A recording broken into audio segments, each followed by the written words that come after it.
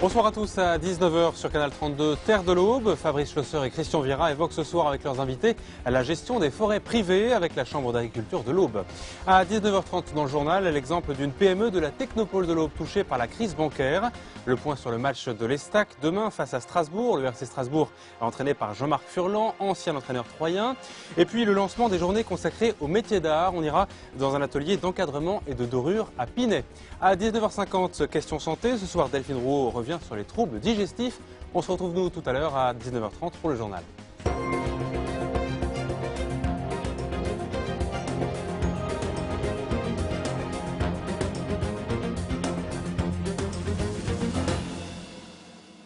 Bonjour et bienvenue dans ce 18e numéro de Terre de l'Aube. Aujourd'hui, avec nos invités, nous allons nous promener dans les bois. Nous allons évoquer la forêt, une véritable richesse pour le département. Nous allons aussi découvrir les coulisses de la gestion forestière. Un thème qui peut intéresser sans le savoir nos téléspectateurs, Christian. Effectivement, Fabrice, un exemple. Ceux qui nous regardent ont peut-être possèdent une dizaine de chênes dans leur jardin. Alors, ces bois représentent un capital d'environ 3 000 €. Ah, c'est pas négligeable, c'est pas mal. Hein. Alors, quelques chiffres tout de même sur la forêt auboise. Le taux de boisement du département s'élève à 24% du territoire. Sur les 145 000 hectares de forêt auboise, 45 000 sont des forêts domaniales, donc publiques et gérées par l'ONF.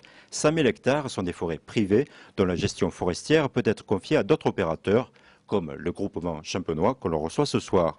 En France, la forêt gagne du terrain, plus 36% en 50 ans, et il s'agit donc d'un véritable capital que je propose de découvrir grâce au sommaire. Comment transformer une friche en capital financier? 7 500 € pour 52 mètres cubes de bois. Les petits propriétaires de parcelles s'appuient sur les services de gestion forestière. Je ne suis pas capable de le faire tout seul. Je ne suis pas un technicien du bois. Vu comme on entend un crash boursier aujourd'hui, si j'ai de l'argent placé, je le placerai dans la forêt.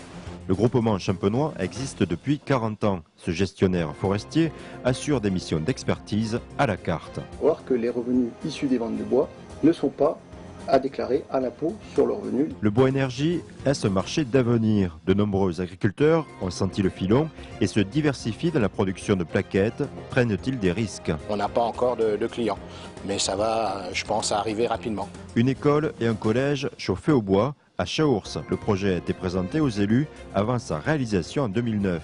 On souhaite développer les énergies renouvelables pour avoir une autonomie énergétique. Avec nos invités, nous découvrirons que le bois est une matière première aux ressources multiples. Pour parler de la forêt dans l'Aube, nous recevons 3 invités ce soir. Tout d'abord, Gérard Védé, président de la Chambre syndicale du bois. Bonsoir. Bonsoir. À vos côtés, Christophe Baudot, expert du groupement champenois. Bonsoir. Et enfin, Didier Marteau, président de la Chambre d'agriculture de l'Aube. Bonsoir. Bonsoir. Christophe Baudot, comment se répartissent les différents usages du bois? Bien, parler d'usage, c'est d'abord parler de production. Je crois qu'une forêt est avant tout faite pour produire. Ce qui est intéressant d'abord pour nous autres forestiers et pour les propriétaires, c'est de produire de la quantité, mais aussi de la qualité. Donc ce qui nous intéresse, c'est de produire des gros arbres, pour être simple, d'en prélever le fût, la grume, pour parler un petit peu techniquement, qui a la plus grosse valeur, et puis derrière, les usages plus classiques avec les petits bois que nous connaissons, c'est-à-dire le bois de chauffage, commercialisé auprès des particuliers, ou auprès des industries quand les quantités sont industrielles. Ça peut être également du bois d'œuvre, du papier. Quand les quantités sont industrielles, effectivement, il s'agit de papier. On parle de trituration, plus techniquement. Alors là, il faut vraiment des quantités importantes. Quel est le placement peut-être? C'est d'abord le bois d'œuvre, je crois. Alors le bois d'œuvre, bien sûr, la grume qui va constituer en règle générale 90% du revenu. Donc c'est pour ça que nous sommes avant tout axé sur une production de grumes de qualité. On a des crus pour cela dans ce département, notamment avec le chêne. Et puis ensuite la trituration. Le papier donc. Le papier pour environ 10%. Le bois de chauffage commercialisé auprès des particuliers. Je pense que de nombreux particuliers se reconnaîtront dans cet usage-là. Et puis le bois énergie, qui est quand même un usage qui arrive sur le marché, qui pourra prendre peut-être la place de la trituration. Je pense qu'on y reviendra. On en reparlera en effet dans cette émission. Christian, comme on le disait dans le sommaire, beaucoup de propriétaires privés ont une richesse, un trésor dans leur jardin. Et oui, on pourrait croire que la gestion forestière concerne uniquement de très grandes surfaces. Eh bien, pas du tout. Sur les 38 709 propriétaires privés au bois, Vous les avez comptés? voilà, la majorité détient une parcelle inférieure à 4 hectares. Alors, je propose le témoignage de 2 d'entre eux, désemparés pour exploiter leurs biens. En fait, ils nous expliquent de quelle manière le gestionnaire forestier est venu à leur aide. Un hectare de friche transformé en un champ de 320 peupliers. Depuis 15 ans, ce propriétaire délègue la gestion de son bois au groupement champenois. Ils m'ont trouvé un agriculteur qui m'a broyé le terrain, mis à plat. Et après, ils avaient creusé dans le sol, prélevé des carottes d'une dizaine de centimètres de diamètre. Et d'après ces carottes, ils ont fait une étude pour adapter les plants au type de sol. Au-delà du conseil, le gestionnaire forestier s'occupe également de l'élagage, de l'obtention de subventions et de la vente des arbres. Je ne suis pas capable de le faire tout seul. Je ne suis pas un technicien du bois. J'étais électricien. J'ai rien à voir dans la gestion forestière et je me suis appuyé sur eux pour faire mes investissements par le fait. Patrice Bourgoin est un fils de paysan, lui aussi amoureux de la nature. Il a hérité d'une petite parcelle de chêne. Il garde un mauvais souvenir de sa première vente de bois. Sans expérience, il tombe sur un intermédiaire qui vend son bien en dessous des prix du marché. Ça m'a fait un peu mal au cœur puisque c'était aussi des biens qui viennent de notre famille. Donc, bon, mal vendre ce qui vient de famille, c'est un peu emmerdant, quoi. Hein. Donc aujourd'hui, j'ai pas refait la même bêtise. Et je ne la ferai plus jamais. En 2007, il fait appel au groupement champenois. Un cahier de vente permet d'établir un prix plancher.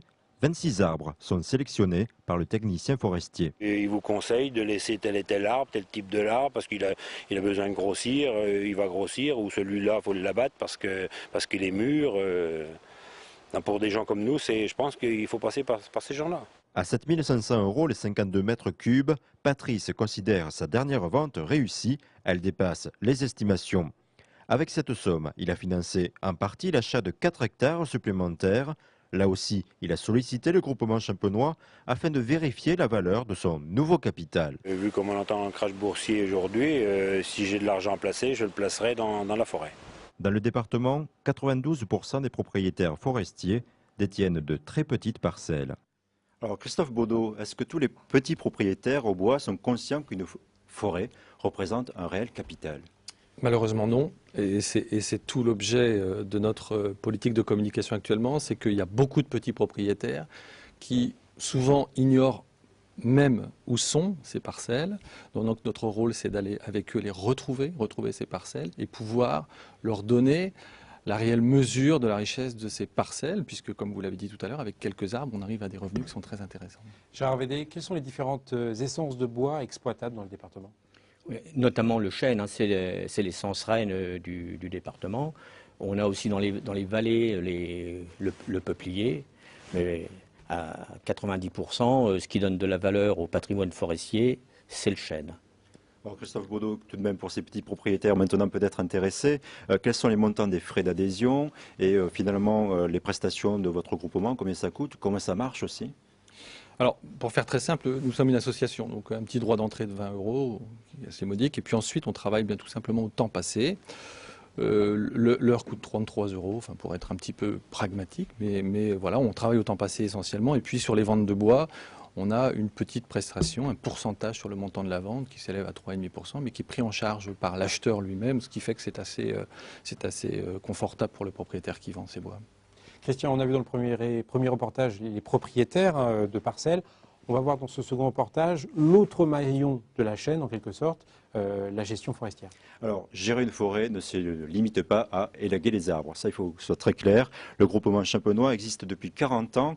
Il répond aux besoins de tout type de propriétaires. L'étendue du service est vraiment immense et je propose une synthèse, un récapitulatif en 5 points. La gestion des forêts est une affaire d'experts. Christophe Pichery a intégré le groupement champenois en 2003. Avec son équipe, il doit gérer un dédale de 25 000 hectares de forêt et un portefeuille de 400 adhérents. Premier objectif, aider les propriétaires à repérer leurs parcelles et évaluer leurs biens. Alors vous avez un exemple qui est frappant et qui n'est pas du tout unique dans le département. Donc vous êtes sur la commune de la Gesse, sur le bois dit des bois des Arpents, bois de la Voie Procheux.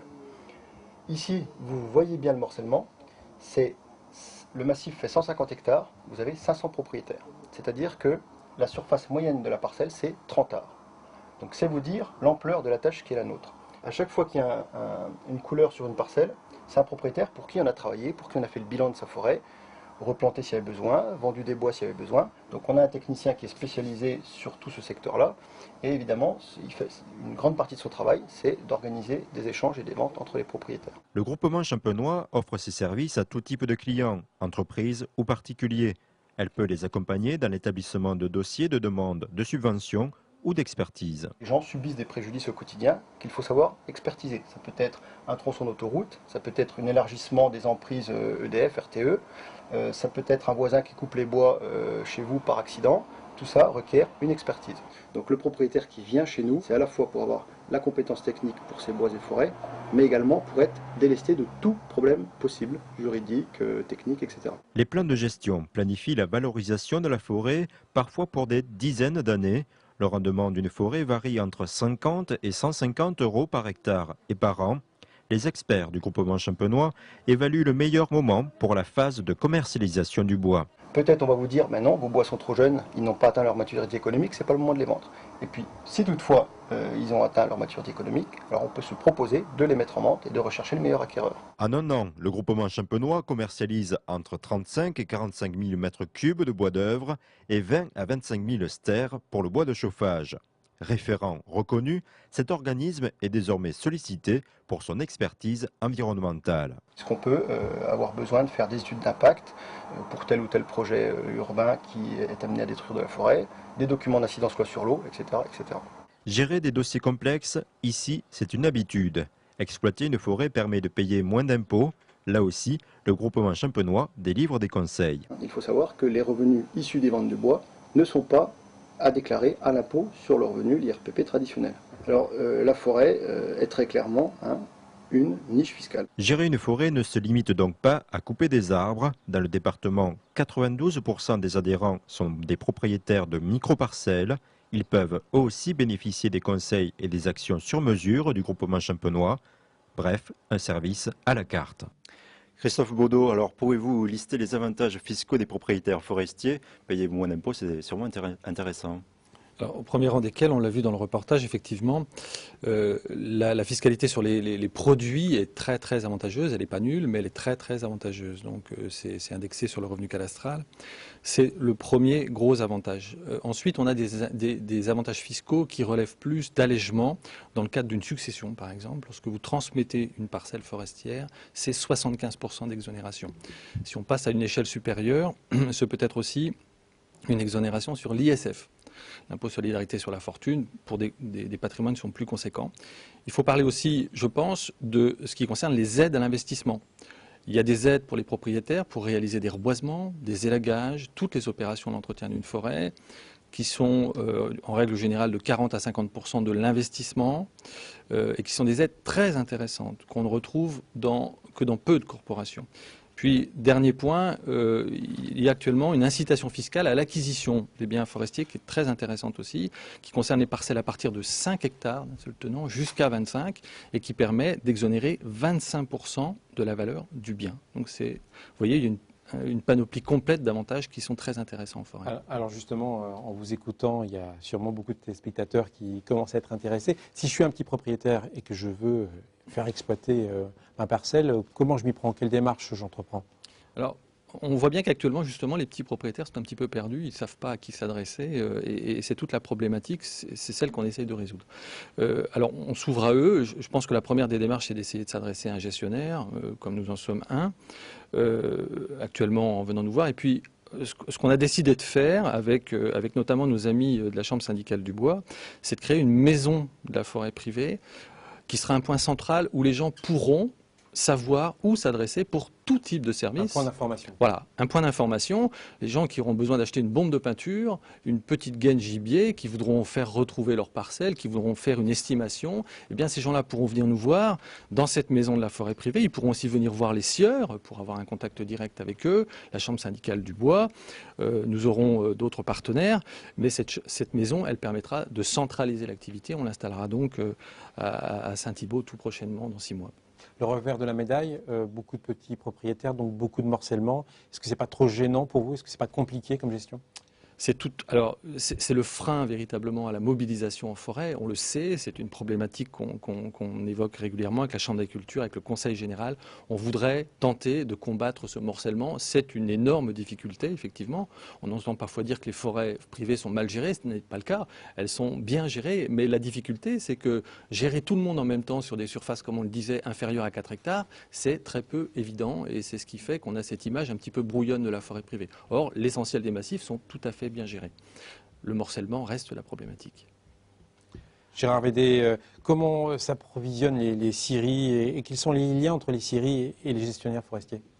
Alors, les scieries s'approvisionnent auprès des propriétaires forestiers, évidemment, par l'intermédiaire de leurs mandants, c'est-à-dire l'Office national des forêts, pour ce qui est des forêts domaniales et communales, pour ce qui est de la forêt privée auprès du groupement forestier champenois localement ou d'experts forestiers, et cela par l'intermédiaire de ventes par soumission.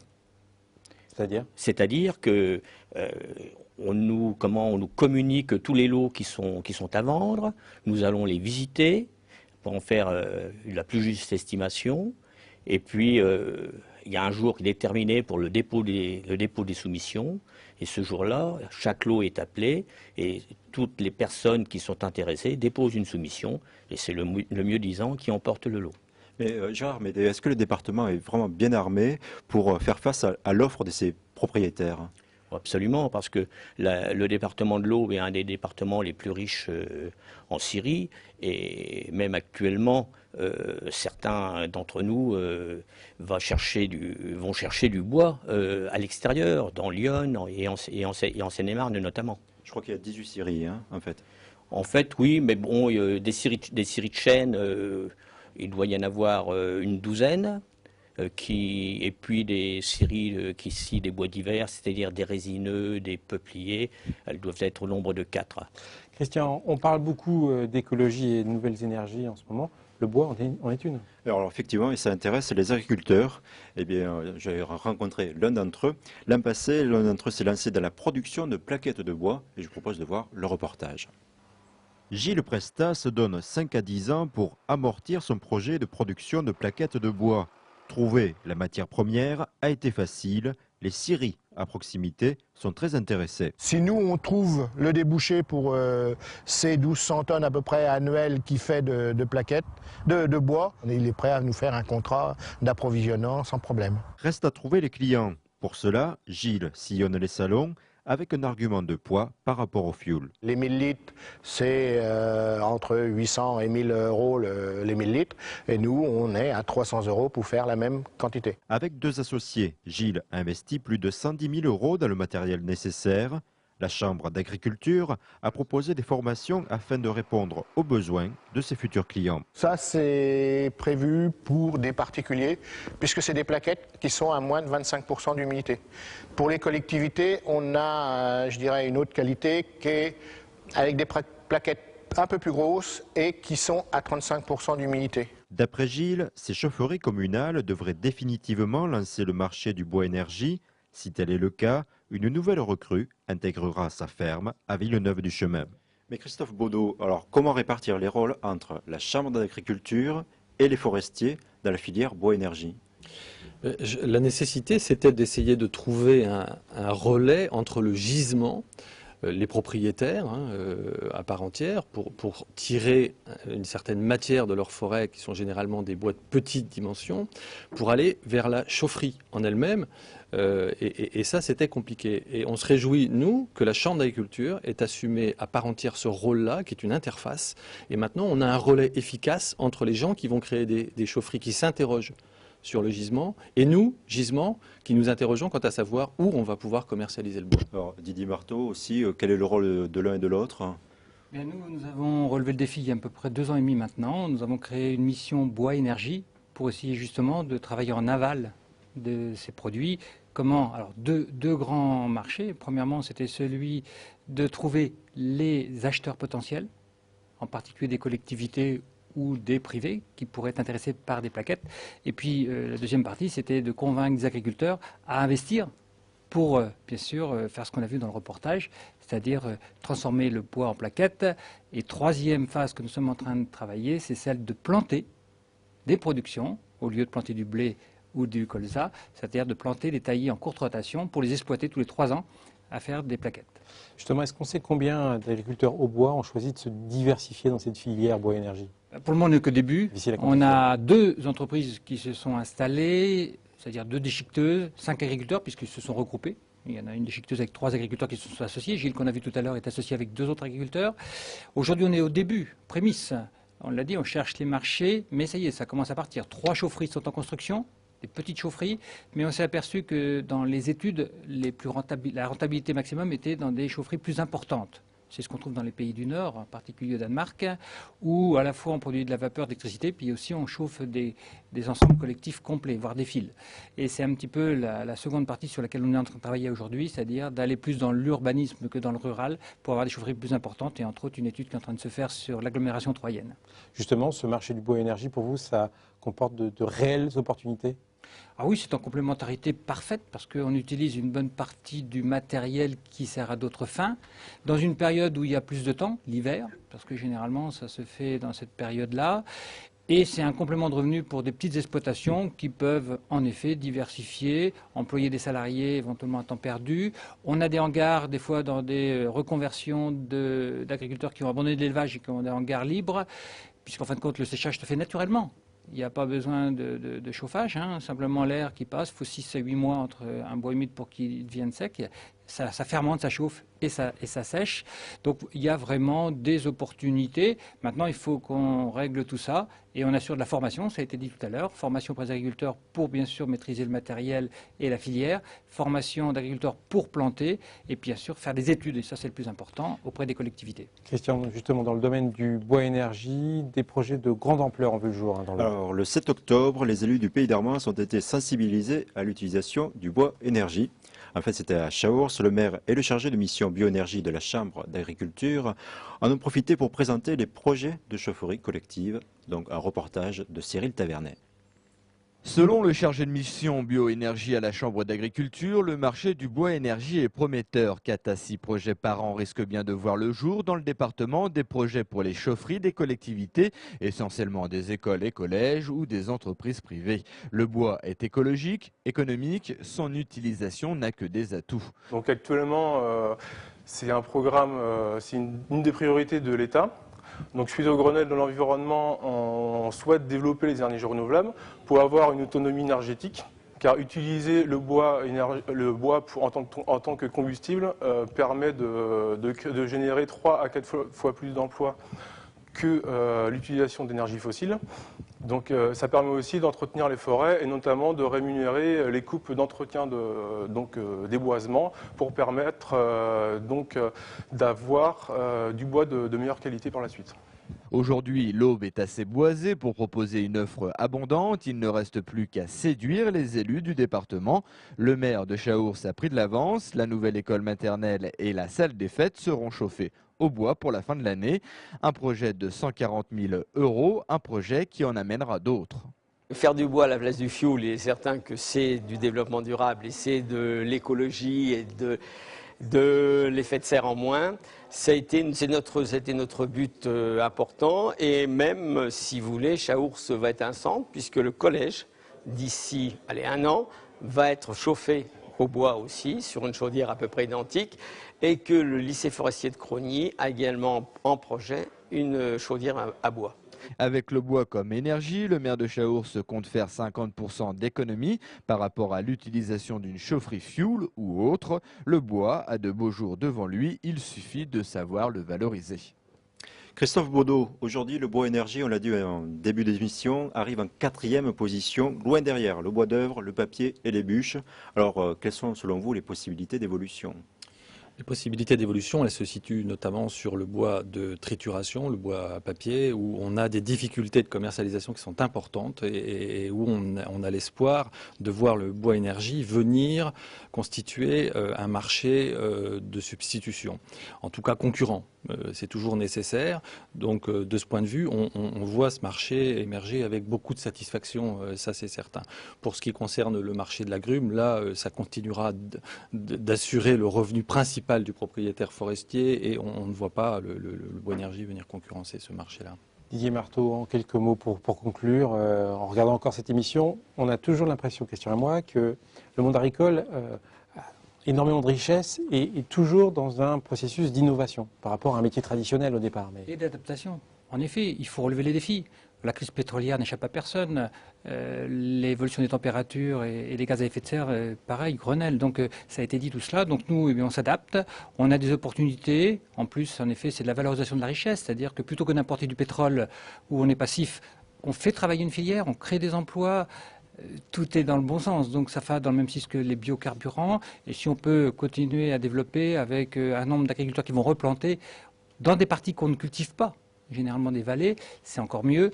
Enfin, tout ça va dans le bon sens. On crée une filière, en fin de compte, qui peut être intéressante pour tout le monde, pour le citoyen, pour l'utilisateur, pour les collectivités. Je crois que pour l'agriculture, c'est un défi, un nouveau défi, qui est en train de prendre forme, qui est en train de prendre toute son ampleur.